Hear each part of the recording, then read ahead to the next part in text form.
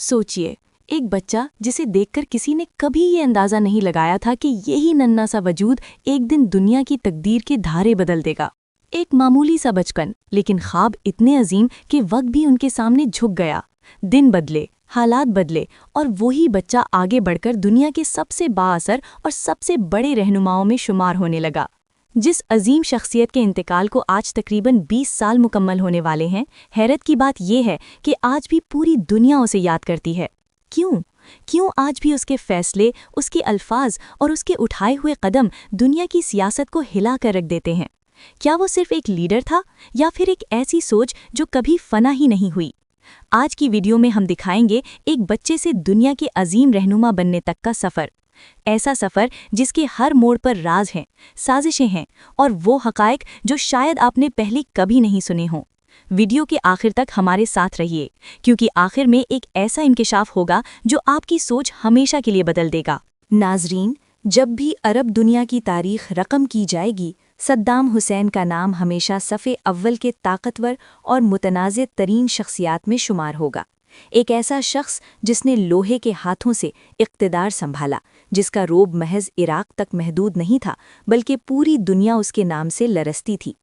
आज की इस खुसूसी वीडियो में हम आपको ले चलेंगे सद्दाम हुसैन की ज़िंदगी के उस सफ़र पर जो एक आम आगाज़ से शुरू होकर शाहाना लाइफस्टाइल, नाकाबिले यकीन ताकत, उरूज की बुलंदियाँ और फिर एक खौफनाक ज़वाल तक पहुँचता है।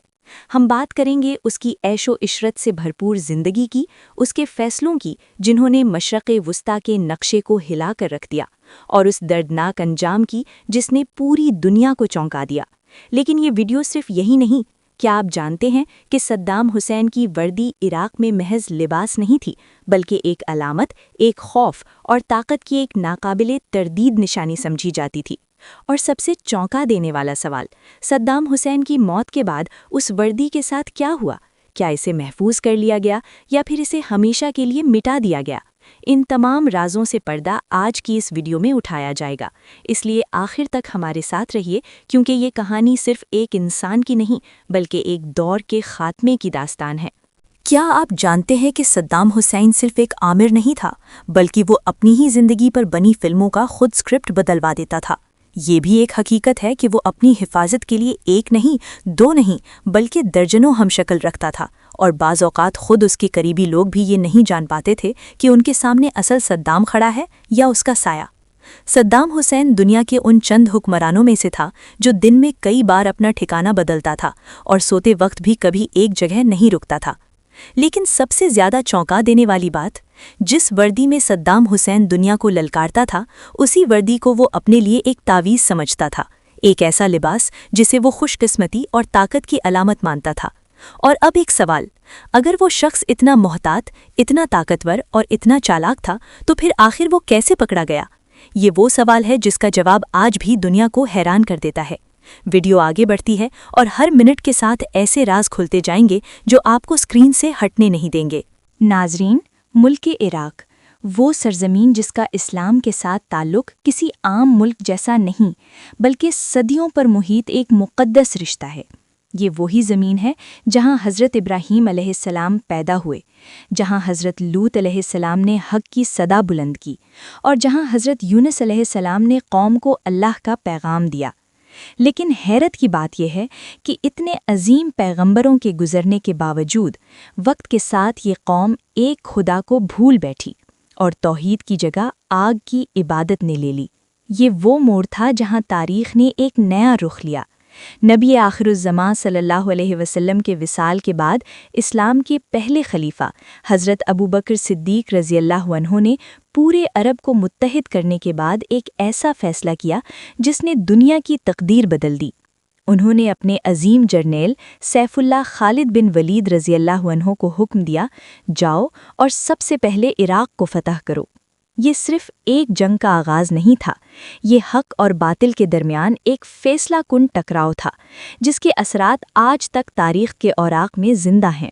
नाज़रीन, ये कहानी है एक ऐसे बच्चे की जिसकी पैदाइश गुर्बत, महरूमी और तन्हाई के साए में हुई। 28 अप्रैल 1937 बगदाद के शिमाल में वाक़े शहर तकरीत का एक गरीब सा घर। یہیں آنکھ کھولتا ہے وہ بچہ جسے دنیا بعد میں صدام حسین کے نام سے جاننے لگی۔ لیکن بچپن نے اسے کبھی مسکرانے کا موقع نہ دیا۔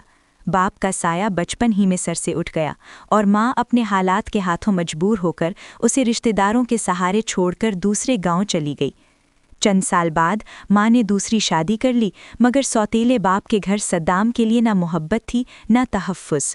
کہا جاتا ہے کہ اسی دور میں وہ خاموش رہنے لگا، تنہا رہنے لگا اور اندر ہی اندر ایک ضد، ایک غصہ اور ایک آگ پالتا رہا۔ صرف 12 برس کی عمر میں اس بچے نے اپنا گھر چھوڑ دیا اور تقریب میں اپنے چچا کے پاس جا پہنچا، جو ایک مدرسے میں استاد تھے۔ یہیں سے اس خاموش بچے کی سوچ بدلنے لگی۔ لڑکپن میں ہی صدام حسین حکومت مخالف مظاہروں میں کھل کر حصہ لینے لگا۔ برطانوی نوآبادیاتی نظام اور امیر زمینداروں کے خلاف اس کے دل میں نفرت بڑھتی چلی گئی۔ پھر آیا 1958 کا انقلاب، برطانوی نواز بادشاہت کا خاتمہ، کنگ فیصل کی ہلاکت اور عراق میں خونریز سیاسی انتشار۔ یہ دور عام لوگوں کے لیے خوفناک تھا، لیکن صدام حسین کے لیے یہی وہ وقت تھا جس نے اس کے مقدر کا رخ بدل دیا۔